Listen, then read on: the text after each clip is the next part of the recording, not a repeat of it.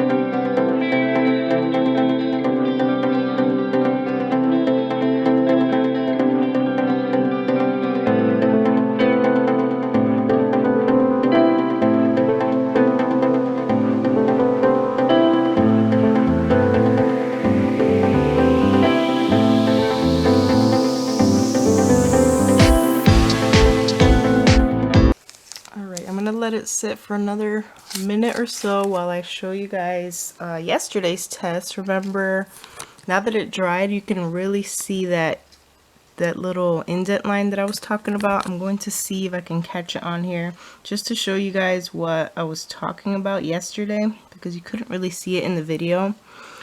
But sometimes tests have indent lines, or I don't know if it's like accidents when they make these on the machines or whatever it is, but you can clearly see my 10 DPO test from yesterday, that carved out line that's kind of crooked. That is what I was kind of seeing a hint of yesterday, and you can easily be fooled. If that was a little bit to the right, I would have maybe confused it with a faint positive, but I knew for sure that was not a pregnancy line at all because of how to the left it was. But that is 7 DPO on the top. There's absolutely nothing on it. And then that is 10 DPO. And that is just like almost a carved out line, almost like it got scratched while the test was being manufactured.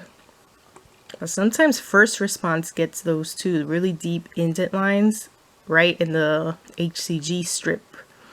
So I think a lot of people get confused, myself as well, when we're taking pregnancy tests and we see a gray line and we think that it's a faint positive or something beginning to happen. But if you open up first response and shine a flashlight to it, you can see that crazy indent line. And then obviously with these cheapy tests, there is nothing to open up. It's just a bare strip, so you can see the indent line. So I wanted to show you guys that for yesterday's test. Let's look at today's test, 11 DPO. See if you guys see anything. I'm looking through the screen. Actually, let's separate it by itself.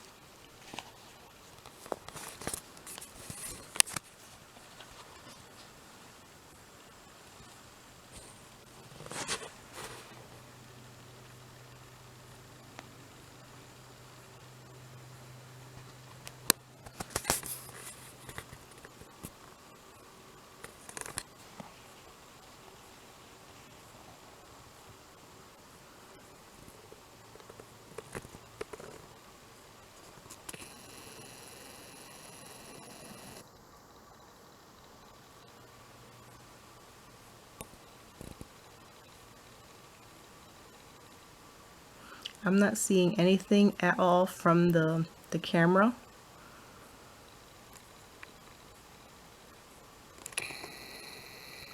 But let me look a little bit closer myself and see if I maybe see a hint of something.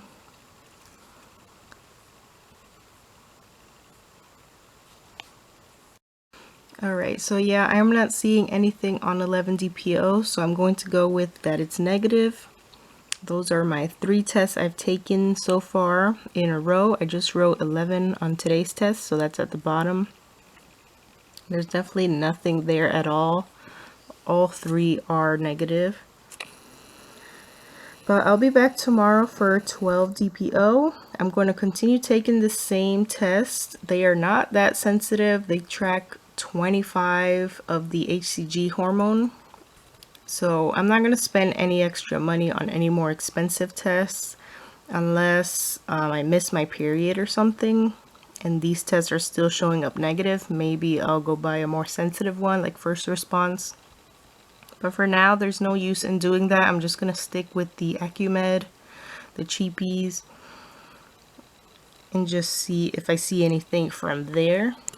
And continue tracking my temperatures, continue tracking any symptoms. Haven't had any symptoms at all and no spotting at all. So that is good. But I'll see you guys back tomorrow. Wish you guys the best of luck, all of you who are TTCing as well. And we will be back tomorrow for our 12 DPO test. See you then.